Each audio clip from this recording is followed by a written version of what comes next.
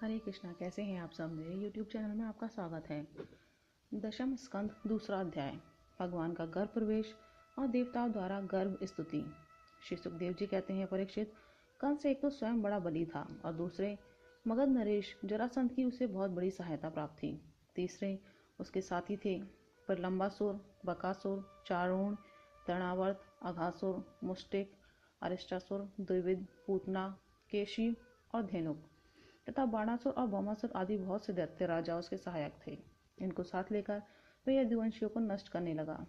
वे लोग भयभीत होकर कुरु, पंचाल, कीकय, शाल्व, विदर्भ, निषद, विधि और कौशल आदि देशों में जा बसे। कुछ लोग ऊपर ऊपर से उसके मन के अनुसार काम करते हुए उसकी सेवा में लगे रहे। जब कंस ने एक एक करके देवकी के 6 बालक मार डाले, तब देवकी के 7वें गर्भ में भगवान के अंश स्वरूप श्री शेष जी, जिन्हें अनंत भी कहते हैं, पधारे। आनंद स्वरूप शेष जी के गर्भ में आने के कारण देवकी को स्वाभाविक ही हर्ष हुआ, परंतु कंस शायद इसे भी मार डाले, इस भय से उनका शोक भी बढ़ गया। विश्वात्मा भगवान ने देखा कि मुझे ही अपना स्वामी और सर्वस्व मानने वाले यदुवंशी कंस के द्वारा बहुत ही सताए जा रहे हैं। तब उन्होंने अपनी योग माया को यह आदेश दिया, देवी कल्याणी, तुम व्रज में जाओ। वह प्रदेश ग्वालों और गौओं से सुशोभित है। वहाँ नंद बाबा के गोकुल में वसुदेव की पत्नी रोहिणी निवास करती हैं। उनकी और भी पत्नियां कंस से डरकर गुप्त स्थानों में रह रही हैं। इस समय मेरा वह अंश, जिसे शेष कहते हैं, देवकी के उदर में गर्भ रूप से स्थित है। उसे वहां से निकालकर तुम रोहिणी के पेट में रख दो। कल्याणी, अब मैं अपने समस्त ज्ञान, बल आदि अंशों के साथ देवकी का पुत्र बनूंगा और तुम नंद बाबा की पत्नी यशोदा के गर्भ से जन्म लेना। तुम लोगों को मुंह मांगे वरदान देने में समर्थ होगी। मनुष्य तुम्हें अपनी समस्त अभिलाषाओं को पूर्ण करने वाली जानकर धूप, दीप, नैवेद्य एवं अन्य प्रकार की सामग्री से तुम्हारी पूजा करेंगे। पृथ्वी में लोग तुम्हारे लिए बहुत से स्थान बनाएंगे और दुर्गा, भद्रकाली, विजया, वैष्णवी, कुमुदा, चंडिका, कृष्णा, माधवी, कन्या, माया, नारायणी, ईशानी, शारदा, अंबिका आदि बहुत से नामों से पुकारेंगे। देवकी के गर्भ में खींचे जाने के कारण शेष जी को लोक संसार में संकर्षण कहेंगे। लोक रंजन करने के कारण राम कहेंगे और बलवानों में श्रेष्ठ होने के कारण बलभद्र भी कहेंगे। जब भगवान ने इस प्रकार आदेश दिया, तब योग माया ने जो आज्ञा ऐसा कहकर उनकी बात शिरोधार्य की और उनकी परिक्रमा करके वे पृथ्वीलोक में चली आईं तथा भगवान ने जैसे कहा था वैसे ही किया। जब योग माया ने देवकी का गर्भ ले जाकर रोहिणी के उदर में रख दिया, तब पूर्ववासी बड़े दुख के साथ आपस में कहने लगे, हाय, बेचारी देवकी का यह गर्भ तो नष्ट ही हो गया। भगवान भक्तों को अभय करने वाले हैं। वे सर्वत्र सब रूप में हैं, उन्हें कहीं आना जाना नहीं है। इसलिए वे वसुदेव जी के मन में अपनी समस्त कलाओं के साथ प्रकट हो गए। उसमें विद्यमान रहने पर भी अपने को अव्यक्त से व्यक्त कर दिया।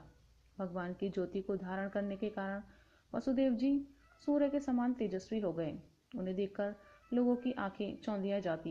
कोई भी अपने बल, वाणी या प्रभाव से उन्हें दबा नहीं सकता था।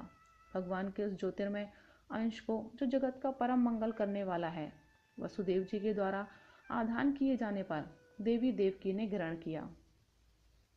जैसे पूर्व दिशा चंद्रदेव को धारण करती है, वैसे ही शुद्ध सत्व से संपन्न देवी देवकी ने विशुद्ध मन से सर्वात्मा एवं आत्मस्वरूप भगवान को धारण किया।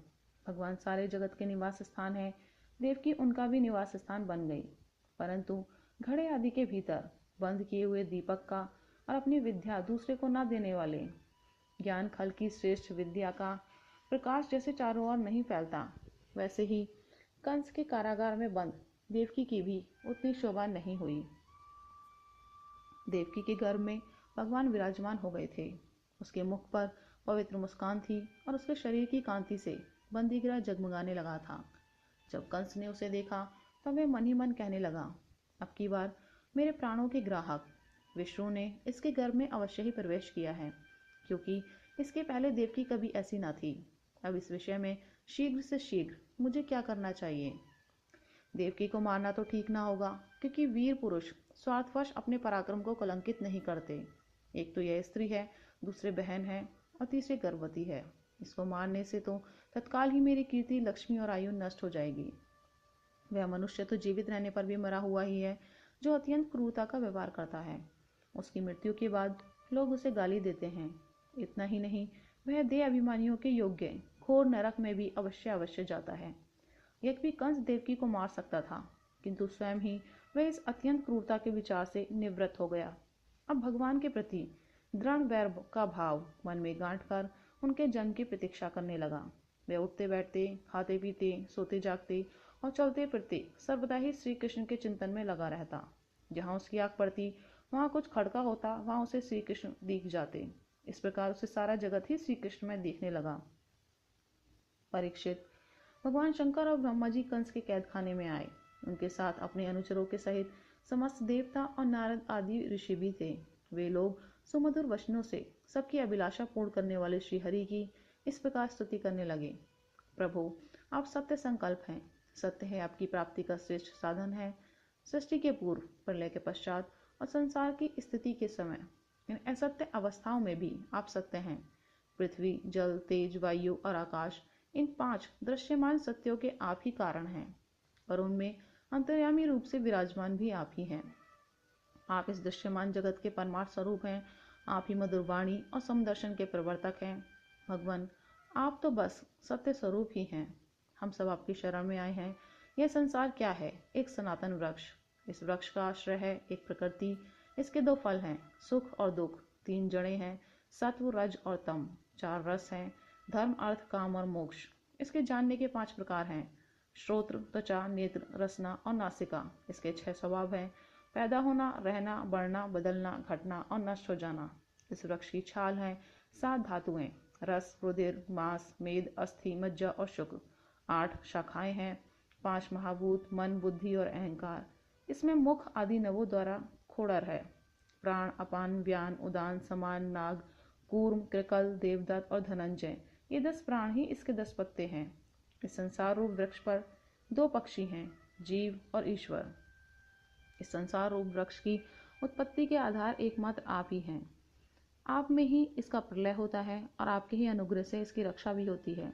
जिनका चित्त आपकी माया से आवृत हो रहा है, इस सत्य को समझने की शक्ति खो बैठा है, वही उत्पत्ति, स्थिति और प्रलय करने वाले ब्रह्मादि देवताओं को अनेक देखते हैं। तत्वज्ञानी पुरुष तो सबके रूप में केवल आपका ही दर्शन करते हैं। आप ज्ञान स्वरूप आत्मा है, चराचर जगत के कल्याण के लिए ही अनेकों रूप धारण करते हैं। आपके वे रूप विशुद्ध, अप्राकृत, सत्वमय होते हैं और संत पुरुषों को बहुत सुख देते हैं। साथ ही दुष्टों को उनकी दुष्टता का दंड भी देते हैं। उनके लिए अमंगलमय भी होते हैं। कमल के समान कोमल, अनुग्रह भरे नेत्रों वाले प्रभु, कुछ बिरले लोग ही आपके समस्त पदार्थों और प्राणियों के आश्रय स्वरूप रूप में पूर्ण एकाग्रता से अपना चित्त लगा पाते हैं और आपके चरण कमल रूपी जहाज का आश्रय लेकर इस संसार सागर को बछड़े के खुर के गड्ढे के समान अनायास ही पार कर जाते हैं। क्यों ना हो, अब तक के संतों ने इसी जहाज से संसार सागर को पार जो किया है। परम प्रकाश स्वरूप परमात्मन, आपके भक्तजन सारे जगत के निष्कपट प्रेमी, सच्चे हितैषी होते हैं। वे स्वयं तो इस भयंकर और कष्ट से पार करने योग्य संसार सागर को पार कर ही जाते हैं, किंतु औरों के कल्याण के लिए भी वे यहाँ आपके चरण कमलों की नौका स्थापित कर जाते हैं। वास्तव में सत्पुरुषों पर आपकी महान कृपा है। उनके लिए आप अनुग्रह स्वरूप ही हैं। कमल नयन, जो लोग आपके चरण कमलों की शरण नहीं लेते तथा आपके प्रति भक्तिभाव से रहित होने के कारण जिनकी बुद्धि भी शुद्ध नहीं है, वे अपने को झूठ मूठ मुक्त मानते हैं। वास्तव में तो वे बद्ध ही हैं। वे यदि बड़ी तपस्या और साधना का कष्ट उठाकर किसी प्रकार ऊंचे से ऊंचे पद पर भी पहुंच जाए तो भी वहां से नीचे गिर जाते हैं। परंतु भगवान, जो आपके अपने निज जन हैं, जिन्होंने आपके चरणों में अपनी सच्ची प्रीति जोड़ रखी है, वे कभी उस ज्ञान अभिमानियों की भांति अपने साधन मार्ग से गिरते नहीं। प्रभु, वे बड़े बड़े विघ्न डालने वालों की सेना के सरदारों के सिर पर पैर रखकर निर्भय विचरते हैं। कोई भी विघ्न उनके मार्ग में रुकावट नहीं डाल सकते, क्योंकि उनके रक्षक आप जो हैं। आप संसार की स्थिति के लिए समस्त देहधारियों को परम कल्याण प्रदान करने वाला विशुद्ध सत्वमय, सच्चिदानंद में परम दिव्य मंगल विग्रह प्रकट करते हैं। उस रूप के प्रकट होने से ही आपके भक्त वेद, कर्मकांड, अष्टांग योग, तपस्या और समाधि के द्वारा आपकी आराधना करते हैं। बिना किसी आश्रय के वे किसकी आराधना करेंगे? प्रभु, आप सबके विदाता हैं। यदि आपका यह विशुद्ध सत्मय निज स्वरूप ना हो तो अज्ञान और उसके द्वारा होने वाले भेदभाव को नष्ट करने वाला अपरोक्ष ज्ञान ही किसी को ना हो। जगत में दिखने वाले तीनों गुण आपके हैं और आपके द्वारा ही प्रकाशित होते हैं, ये सत्य है। परंतु इन गुणों की प्रकाशक वृत्तियों से आपके स्वरूप का केवल अनुमान ही होता है, वास्तविक स्वरूप का साक्षात्कार नहीं होता। आपके स्वरूप का साक्षात्कार तो आपके इस विशुद्ध सत्यमय स्वरूप की सेवा करने पर आपकी कृपा से ही होता है। भगवान मन और वेद वाणी के द्वारा केवल आपके स्वरूप का अनुमान मात्र होता है, क्योंकि आप उनके द्वारा दृश्य नहीं, उनके साक्षी हैं। इसलिए आपके गुण, जन्म और कर्म आदि के द्वारा आपके नाम और रूप का निरूपण नहीं किया जा सकता। फिर भी प्रभु, आपके भक्तजन उपासना आदि क्रिया योगों के द्वारा आपका साक्षात्कार तो करते ही हैं। जो पुरुष आपके मंगलमय नामों और रूपों का श्रवण, कीर्तन, स्मरण और ध्यान करता है और आपके चरण कमलों की सेवा में ही अपना चित्त लगाए रहता है, उसे फिर जन्म मृत्यु रूप संसार के चक्र में नहीं आना पड़ता। संपूर्ण दुखों के हरने वाले भगवान, आप सर्वेश्वर हैं। ये पृथ्वी तो आपका चरण कमल ही है। आपके अवतार से इसका भार दूर हो गया। धन्य है प्रभु। हमारे लिए यह बड़े सौभाग्य की बात है कि हम लोग आपके सुंदर सुंदर चिन्हों से युक्त चरण कमलों के द्वारा विभूषित पृथ्वी को देखेंगे और स्वर्गलोक को भी आपकी कृपा से कृतार्थ देखेंगे। प्रभु, आप अजन्मा हैं। यदि आपके जन्म के कारण के संबंध में हम कोई तर्क ना करें तो यही कह सकते हैं कि यह आपका एक लीला विनोद है। ऐसा कहने का कारण यह है कि आप तो द्वैत के लेश से रहित सर्वाधिष्ठान स्वरूप हैं और इस जगत की उत्पत्ति, स्थिति तथा प्रलय अज्ञान के द्वारा आप में आरोपित है। प्रभु, आपने जैसे अनेकों बार मत्स्य, हैग्रीव, कच्छप, नृसिंह, वराह, हंस, राम, परशुराम और वामन अवतार धारण करके हम लोगों की और तीनों लोकों की रक्षा की है, वैसे ही आप इस बार भी पृथ्वी का भार हरण कीजिए। यदुनंदन, हम आपके चरणों में वंदना करते हैं। देवकी जी को संबोधित करके, माता जी, यह बड़े सौभाग्य की बात है कि आपकी कोख में हम सबका कल्याण करने के लिए स्वयं भगवान पुरुषोत्तम अपने ज्ञान, बल आदि अंशों के साथ पधारे हैं। अब आप कंस से तनिक भी मत डरिए। अब तो वह कुछ ही दिनों का मेहमान है। आपका पुत्र यदुवंश की रक्षा करेगा। श्री सुखदेव जी कहते हैं, परीक्षित, ब्रह्मादि देवताओं ने इस प्रकार भगवान की स्तुति की। उनका रूप यह है, इस प्रकार निश्चित रूप से तो कहा नहीं जा सकता। सब अपनी अपनी मति के अनुसार उसका निरूपण करते हैं। इसके बाद ब्रह्मा और शंकर जी को आगे करके देवगण स्वर्ग में चले गए। राधे राधे।